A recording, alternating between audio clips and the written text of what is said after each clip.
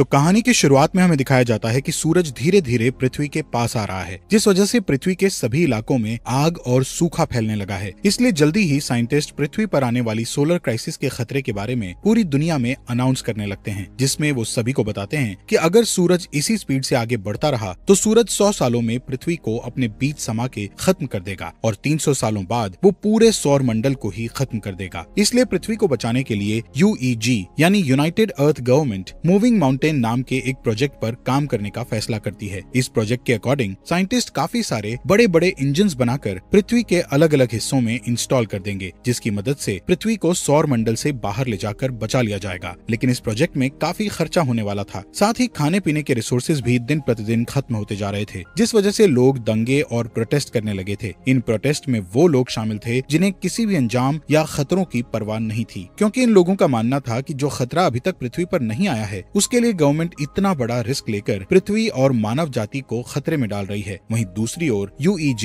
Digital life नाम के एक प्रोजेक्ट यानी DLP पर बैन लगा देती है, जिस वजह से प्रोटेस्ट और भी ज्यादा बिगड़ जाते हैं, क्योंकि DLP एक कट्टर ग्रुप था जिसका मानना था कि इंसानों का फ्यूचर सिर्फ कंप्यूटर में है। असल में वो एक ऐसा प्रोग्राम डेवलप करना चाहते थे जिससे इंसान अपने दिमाग को एक डिस्क में अपलोड कर सकता था, लेकिन रिसोर्सेज की कमी के कारण वो इस प्रोग्राम को आगे नहीं बढ़ा सकते थे। इसलिए रिसोर्सेज के लिए वो हैकिंग करके UEG पर आतंकवादी हमला करते रहते थे। इन सब के बीच UEG नोटिस करती है कि उनके मूविंग माउंटेन प्रोजेक्ट से लोगों का विश्वास उठता जा रहा है, जिस कारण काफी सारे लोग इस प्रोजेक्ट को रोकने की कोशिशें कर रहे हैं। पर तभी चाइनीज एम्बेसडर जाओ इस प्रोजेक्ट के पहले पार्ट को कंप्लीट करने का कहते हैं, क्योंकि उनका मानना था कि पहला पार्ट जल्द ही पूरा हो जाएगा और लोगों को दोबारा उनके मूविंग माउंटेन प्रोजेक्ट पर विश्वास होने लगेगा। जाओ कहते हैं कि इस पहले पार्ट को कंप्लीट करने के लिए सबसे पहले चंद्रमा पर मौजूद इंजन्स की टेस्टिंग की जाएगी, क्योंकि हम चंद्रमा को भी सौर मंडल से धकेलने का प्लान कर रहे हैं ताकि पृथ्वी का ग्रेविटी से कनेक्शन टूट जाए। वहीं UEG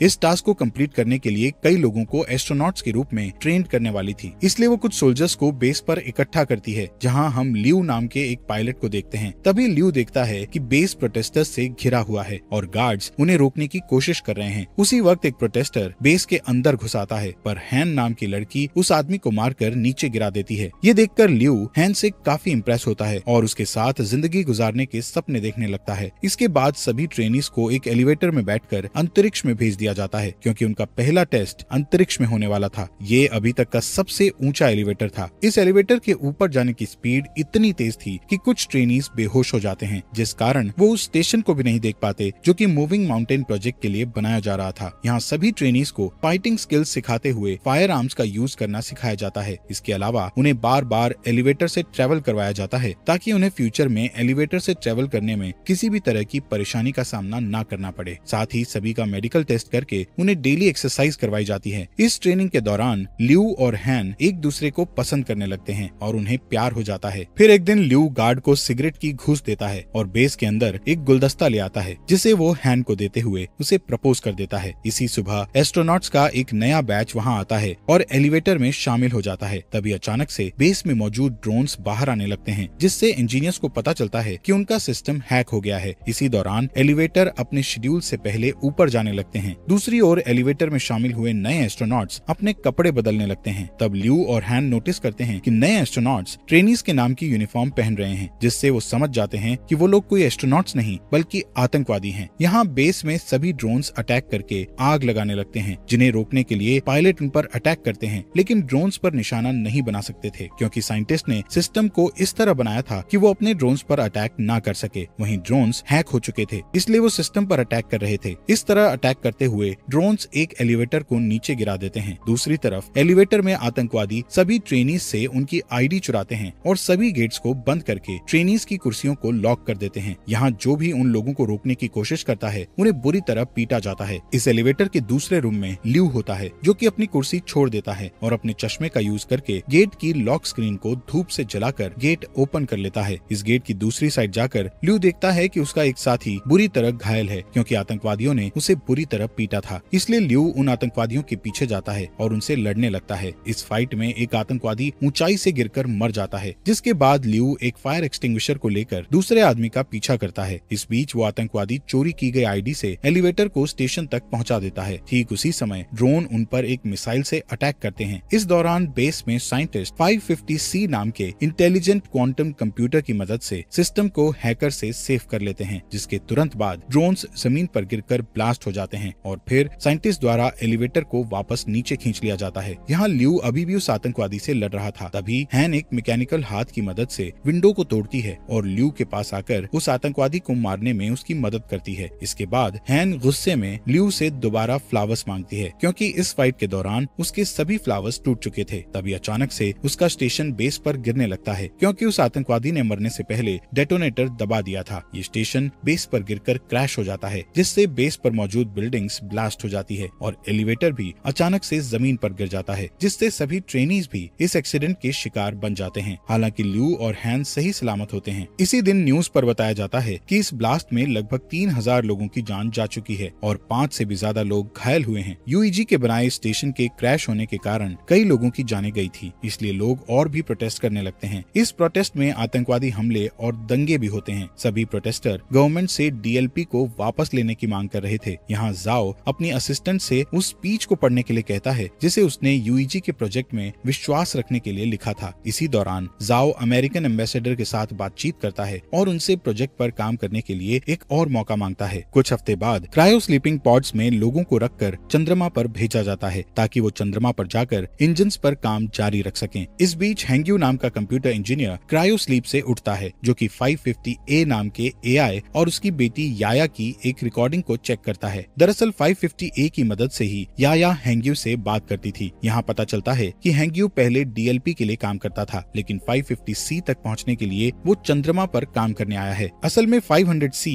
पूरे बेस को कंट्रोल करता है, इसलिए हैंग्यू को लगता है कि वो 500C का यूज याया की क्लिप बनाने में करेगा, जिससे कुछ सेकंड्स के लिए उसकी मरी हुई बेटी का दिमाग एआई में डेवलप हो जाएगा। यहाँ टीम के बाकी मेंबर्स के साथ काम करते हुए हैंग्यू को पता चलता है कि जाओ नाम का कंप्यूटर रिसर्चर 550C का इंचार्ज है और वो चाहता है कि हैंग्यू उनके सिस्टम के ऑपरेशंस पर उनके साथ काम करे। इसके बाद हैंग्यू और जाओ 550C का पहला टेस्ट बेस के हर एक सेक्टर को एक्टिवेट करके करते हैं। जब वो कंप्यूटर के द्वारा वर्क के पूरा होने का वेट करते हैं, तब जाओ हैंग्यू को अपने दिमाग की डिजिटल कॉपी देता है, जिसे कंपनी ने जब्त कर लिया था, क्योंकि उन्होंने डीएलपी पर बैन लगा दिया था। यहाँ जाओ हैंग्यू को समझाता है कि ये तुम्हारे ऊपर डिपेंड करता है कि तुम इस कॉपी को डिस्ट्रॉय करना चाहती हो या नहीं। कुछ समय बाद हैंग्यू याया की क्लिप जाओ को दिखाता है। इस बीच हैंग्यू उस दिन को याद करता है जब वो अपनी पत्नी और बेटी के साथ कार से कहीं जा रहा था। तब अचानक से उसकी कार एक ट्रक से टकरा गई थी, जिससे उसकी पत्नी की तुरंत ही डेथ हो गई थी। पर याया कुछ समय तक जिंदा थी, इसलिए हैंग्यू याया के दिमाग को कंप्यूटर के जरिए जिंदा रखने के लिए उसे डीएलपी के पास ले गया था। लेकिन वो लोग उसकी मदद करना नहीं चाहते थे, क्योंकि उनकी टेक्नोलॉजी अभी तक तैयार नहीं हुई थी। इस बीच हैंग्यू की मुलाकात जाओ से हुई, जो कि पहले डीएलपी में काम करता था। यहाँ जाओ ने हैंग्यू पर एहसान करते हुए याया के दिमाग को 550A नाम के एआई में डाल दिया था। यहाँ प्रेजेंट में हैंग्यू जाओ से रिक्वेस्ट करता है कि वो याया पर 550C का यूज करे, जिससे याया पूरी तरह एआई में बदल सके। जिस पर जाओ हैंग्यू से कहता है कि याया के लिए 550A ही काफी है। इसी बीच उनका सिस्टम डिटेक्ट करता है कि वहाँ Z9 लेवल का सोलर स्टॉर्म आने वाला है, जिससे सभी लोग बेस पर वापस जाने का सोचते हैं। लेकिन उनके पास जो गाड़ियाँ थी उनकी स्पीड ज्यादा नहीं थी, पर फिर भी वो कोशिश करते हैं और किसी तरह सभी इंजन्स को बेस में रखकर उन्हें सोलर स्टॉर्म से बचा लेते हैं। पर इस प्रोसेस में 550C एआई बुरी तरह जल जाता है, जबकि प्रोजेक्ट को 3 दिनों में लॉन्च करना था, जिसके लिए उन्हें एक एआई की बहुत ज्यादा जरूरत थी। तब हैंग्यू जाओ को अपना 550A एआई देने को कहता है, लेकिन इसके बदले वो फ्यूचर में 550 मॉडल्स डेवलप करने वाली टीम में खुद को शामिल करने का कहता है, जिस पर जाओ मान जाता है और हैंग्यू एआई से याया के दिमाग के डिस्क निकाल लेता है। 3 दिन के बाद टीम इंजन्स का टेस्ट करती है। तब चंद्रमा कुछ सेकंड्स के लिए अपनी जगह से थोड़ा सा शिफ्ट हो जाता है, जिसे देखकर टीम बहुत खुश हो जाती है, क्योंकि इससे साबित हो जाएगा कि 20 साल में वो पूरी तरह से चंद्रमा को पृथ्वी से दूर कर देंगे। इसके अलावा टीम की इस सफलता से पूरी दुनिया के लोगों को मूविंग माउंटेन प्रोजेक्ट पर विश्वास हो जाता है। कुछ महीने बाद वो पृथ्वी पर इंजन का टेस्ट करते हैं, जिससे सभी स्क्रीन ब्लैक हो जाती हैं और लोगों को लगता है कि उनका टेस्ट फेल हो गया है। लेकिन अचानक उन्हें फील होता है कि जमीन हिल रही है। वहीं दूसरी ओर बेस पर मौजूद एस्ट्रोनॉट्स को आसमान में एक लाइट जलती हुई दिखती है। इससे यूईजी के साइंटिस्ट प्रूव करते हैं कि पृथ्वी अपनी जगह से थोड़ी दूर पर शिफ्ट हुई है। ये जानकर पूरी दुनिया जश्न मनाने लगती है। इसी तरह कई साल बीत जाते हैं और यूईजी बहुत ही शक्तिशाली इंजन्स को बनाता है, जो कि पृथ्वी और चंद्रमा को धक्का देकर मूव करके सौर मंडल से दूर कर देगा। साथ ही इस प्रोजेक्ट का नाम अब द वेंडरिंग अर्थ रखा जाता है और 550C द्वारा कई बिल्डिंग्स को बनाया जाता है, जिसके बाद यूईजी हर साल एक नया टेस्ट करती है जिससे उनकी थ्योरी सही साबित होती है। इस तरह लोग यूईजी के प्रोजेक्ट को पूरी तरह एक्सेप्ट कर लेते हैं, जिस कारण डीएलपी पूरी तरह से गायब हो जाता है। इसके अलावा लोगों में ये भी चर्चा होती है कि गवर्नमेंट ने जो अंडरग्राउंड सिटीज बनाई है उनके अंदर जाने के लिए लोगों को पास खरीदने होंगे। यहाँ पता चलता है कि हर साल पृथ्वी का रोटेशन धीमा हो रहा था, जिससे एक दिन में 24 घंटे की जगह 60 घंटे का सिस्टम हो गया है और ग्लोबल इंटरनेट भी अब बंद हो चुका था। साथ ही पृथ्वी पर अब बाढ़ और सोलर रेडिएशन जैसी समस्याएं लगी थी, जिससे कैंसर की बीमारी बढ़ने लगती है। इधर ल्यू और हैन शादी कर लेते हैं और उनका एक बेबी बॉय होता है। वो दोनों परेशान होते हैं क्योंकि उन्हें उनके बेटे के लिए अंडरग्राउंड सिटीज का पास नहीं मिला था। इसी बीच हैन को कैंसर हो जाता है, जिससे वो दोनों और भी परेशान हो जाते हैं। यहाँ हैंग्यू नए 500 डेवलपमेंट की हेल्प से याया के लिए एआई बनाता है, जिसे वो 550W का नाम देता है। यहाँ हमें बताया जाता है कि स्टेशन को गिरे हुए 14 साल बीत चुके हैं और अब ल्यू मेजर की पोस्ट पर आ चुका है। एक दिन ल्यू को अंतरिक्ष में भेजने के लिए उसका इंटरव्यू लिया जाता है। यहाँ 550W उसका इंटरव्यू लेता है और बताता है कि ल्यू के स्किल्स इम्प्रेसिव हैं। इसके अलावा 550W ल्यू की फैमिली में हो रही परेशानियों के बारे में भी बताता है और कहता है कि ल्यू को पृथ्वी पर रहकर अपनी फैमिली की देखभाल करनी चाहिए। जिस पर ल्यू कहता है कि मुझे अपनी फैमिली को पीछे छोड़ने का दुख है, लेकिन मुझे अपने बेटे को अंडरग्राउंड सिटी में भेजने के लिए बेस पर आकर काम करना पड़ेगा। यहाँ मिरर के दूसरी साइड प्रोजेक्ट के इंचार्ज साइंटिस्ट इस इंटरव्यू को सुन रहे थे, जिसमें हैंग्यू ल्यू की बातें सुनकर अपनी बेटी की याद करने लगता है। इसके बाद 550W बताता है कि हैन की जल्दी ही डेथ होने वाली है, जिस कारण ल्यू पूरी तरह से टूट जाएगा और स्ट्रेस टेस्ट में फेल हो जाएगा। इंटरव्यू के बाद ल्यू हैन के साथ टाइम स्पेंड करने के लिए हॉस्पिटल जाता है, जहाँ हैन कहती है मैं आखिरी बार अपने होम टाउन को देखना चाहती हूँ, पर मौसम की समस्याओं के कारण उसे होम टाउन में ले जाना बहुत मुश्किल था। इधर हैंग्यू ल्यू की बातों से इतना इमोशनल हो गया था कि वो चोरी से बेस में घुसकर याया के दिमाग को 550W से जोड़ देता है और उसे सिस्टम में देखने लगता है, जिससे वो इमोशनल होकर रोने लगता है। तभी जाओ गार्ड्स के साथ वहाँ आ जाता है और हैंग्यू को समझाने लगता है कि उसे याया की डेथ को एक्सेप्ट करना होगा, जिस पर हैंग्यू मना कर देता है और याया को पूरी तरह से 550W में अपलोड कर देता है, जिससे चंद्रमा के सिस्टम में तुरंत प्रॉब्लम आना शुरू हो जाती है और सभी इंजन्स फेल होने लगते हैं। इसके बाद गार्ड्स हैंग्यू को पकड़ लेते हैं और अपने साथ ले जाते हैं। इधर जाओ याया के डिस्क को निकालकर 550W एआई को बंद कर देता है। इस बीच ल्यू अपने पुराने दोस्तों के जरिए एक जेट उधार लेता है और हैन को उसके होम टाउन ले जाता है। कुछ ही समय में वो शंघाई सिटी में लैंड करते हैं, जो कि अब बर्फ से जमी हुई बंजर जमीन बन चुकी थी। दोनों सितारों को देखते हुए बातें करते हैं, जहाँ हैन ल्यू से कहती है कि मैं समय आने पर शान से मरना चाहती हूँ। यहाँ यूईजी के लोग हैंग्यू के द्वारा की गई सिस्टम प्रॉब्लम्स के बारे में बात करते हैं और नोटिस करते हैं कि ये उस हैकिंग की तरह ही है जो कुछ सालों पहले ड्रोन और एलिवेटर के साथ की गई थी। इसलिए सभी 550W के सिस्टम को हैक करके सही करने का सोचते हैं, लेकिन वो हर बार ब्लॉक हो जाते हैं। तभी अचानक चंद्रमा के इंजन ब्लास्ट हो जाते हैं, जिससे चंद्रमा पृथ्वी की ओर आने लगता है। दूसरी तरफ जाओ समुद्र के पास खड़ा होता है और सभी देशों के लीडर्स को एक इमरजेंसी अलर्ट सेंड करता है, क्योंकि सुनामी धीरे धीरे बढ़ रही थी जो जल्द ही जमीन से टकरा जाती है। इस इमरजेंसी के कारण ल्यू को भी वापस ड्यूटी पर बुलाया जाता है। वहीं लीडर्स पहले से ही अंडरग्राउंड सिटी को खोलना शुरू कर देते हैं ताकि वो सुनामी से लोगों की जान बचा सकें। यहाँ ल्यू के मिशन पर जाने से पहले ही हैन की डेथ हो जाती है, इसलिए उनके बेटे को हैन के पिता अंडरग्राउंड सिटी में मिल जाते हैं। इस बीच जाओ यूईजी से सपोर्ट मांगते हुए कहता है कि उन्हें पृथ्वी के सभी परमाणु हथियारों का यूज करके चंद्रमा पर अटैक करना होगा ताकि वो चंद्रमा को पृथ्वी से टकराने से रोक सकें, जिस पर सभी देश अपने अपने हथियार सौंपने के लिए मान जाते हैं। इस बीच जाओ हैंग्यू से मिलने के लिए जेल में जाता है और उसे बताता है कि वो पृथ्वी के इंजन्स को जल्द से जल्द एक्टिव करना चाहते हैं, लेकिन इसके लिए उन्हें ग्लोबल इंटरनेट को फिर से एक्टिव करना पड़ेगा। साथ ही जाओ बताता है कि इंटरनेट का एक सर्वर पानी में डूब गया है, जिसकी केयर करने के लिए उन्हें हैंग्यू की जरूरत है, लेकिन हैंग्यू जाओ की बात नहीं मानता है। तब जाओ उसे याया के दिमाग की डिस्क दिखाकर उसे ब्लैकमेल करता है, जिससे हैंग्यू को उसकी बात माननी पड़ती है। इसके बाद हम देखते हैं कि परमाणु को ट्रांसपोर्ट करने के लिए ल्यू के साथ साथ कई पायलट को चुना जाता है। वहीं पृथ्वी पर मिसिंग इंटरनेट सर्विस की देखभाल के लिए 3 टीम्स को बीजिंग, टोक्यो और डैलस भेज दिया जाता है। इसके बाद चुने हुए पायलट्स शटल्स के साथ चंद्रमा के लिए रवाना हो जाते हैं, जहां अंतरिक्ष में एस्ट्रॉइड्स प्लैनेट तेजी से शटल से टकराने लगते हैं, जिससे कई शटल्स क्रैश हो जाते हैं और टीम को 200 हथियारों का लॉस हो जाता है। इस वजह से अब उनके पास सिर्फ 180 हथियार ही बचे होते हैं। थोड़ी ही देर में बाकी के शटल्स चंद्रमा की सतह पर आ जाते हैं, लेकिन तभी एस्ट्रॉइड्स एक शटल को हिट कर देता है, जिससे ल्यू की शटल भी क्रैश हो जाती है। इसलिए उन्हें मजबूरन जमीन पर उतरना पड़ता है। इस दौरान उन्हें 384 हथियारों का फिर से लॉस हो जाता है। यहाँ बचे हुए लोग टेप को ढूंढने लगते हैं ताकि वो उनके टूटे हुए हेलमेट को ठीक करके अपने घाव पर पट्टी कर सकें। इसके बाद वो लोग तय करते हैं कि वो लोग बचे हुए हथियारों को पैदल ही चंद्रमा पर फिट कर देंगे, पर ल्यू नहीं चाहता था कि इस काम को करके यंग लोग मारे जाएं, इसलिए वो अकेला शटल से बाहर आकर गेट को बंद कर देता है। यहाँ पृथ्वी पर तीनों टीम्स सर्वर की जगह पर पहुंचकर पानी के नीचे चली जाती हैं, जहाँ ड्रोन और स्पेशल टूल्स की मदद से हैंग्यू की टीम बिल्डिंग में जाती है और सर्वर का दरवाजा ढूंढने लगती है। लेकिन जब वो दरवाजे को जबरदस्ती खोलते हैं तो उनका एक आदमी बुरी तरह घायल हो जाता है। तब जाओ उसके घावों को सही करने की कोशिश करता है, लेकिन उनके पास घाव को ठीक करने के लिए कोई सामान नहीं था, जिस कारण उस आदमी की डेथ हो जाती है। जिसके बाद हैंग्यू और जाओ इंटरनेट को वापस लाने के लिए कनेक्शन बनाने का डिसीजन लेते हैं। दूसरी तरफ ल्यू हथियारों को एक ट्रक से ले जाने लगता है। तभी अचानक चंद्रमा का मलबा पृथ्वी से टकराता है, जिस वजह से बिल्डिंग्स हिलने लगती है और कुछ हार्डवेयर जाओ के पैर पर गिर जाते हैं, जिससे वो बुरी तरह फंस जाता है। तभी उस रूम में पानी भरने लगता है। दूसरी ओर हैंग्यू अपने ड्रोन की मदद से भी रूम का गेट नहीं खोल पा रहे थे, इसलिए जाओ उसे जल्दी से पासवर्ड की दे देता है, पर इस दौरान जाओ की पानी में डूबने से डेथ हो जाती है। इसके बाद चंद्रमा का मलबा पृथ्वी की मेजर लोकेशंस को डिस्ट्रॉय करने लगता है, जिससे अंडरग्राउंड सिटीज में जा रहे लोग पैनिक होने लगते हैं। वहीं यूईजी में जाओ को बुरी खबर मिलती है कि उनके पास परमाणु हथियारों का एक साथ ब्लास्ट करने के लिए समय नहीं है, जिससे जाओ उम्मीद खो देता है। पर तभी उसका एक आदमी उसे सोल्यूशन बताता है कि अगर वो अंतरिक्ष में और भी एस्ट्रोनॉट्स को भेज देंगे तो हथियारों को मैनुअली ब्लास्ट किया जा सकता है, यानी कि सभी एस्ट्रोनॉट्स को अपना सेक्रीफाइस करके दुनिया को बचाना होगा। इस ऑपरेशन के लिए 300 लोगों की जरूरत थी। यहाँ एक पुराना पायलट कहता है कि ऐसा करना हमारा कर्तव्य है, पर यंग लोग फ्यूचर की देखभाल करने के लिए हैं, इसलिए उनका सेक्रीफाइस ना किया जाए। उस पायलट की बात मानते हुए सभी पुराने पायलट्स को एस्ट्रोनॉट्स की टीम के साथ चंद्रमा पर पहुंचा दिया जाता है, जहां ल्यू